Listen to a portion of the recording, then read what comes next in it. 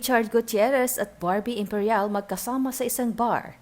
Reaksyon ni Sara Labati matapos kumalat ang video, alamin. Gaano nga ba katotoo? Yan ang tanong ng mga netizens matapos maispatan sina Richard Gutierrez at Barbie Imperial na magkasama sa isang bar sa Alabang, Muntinlupa nito lamang Sabado ng gabi.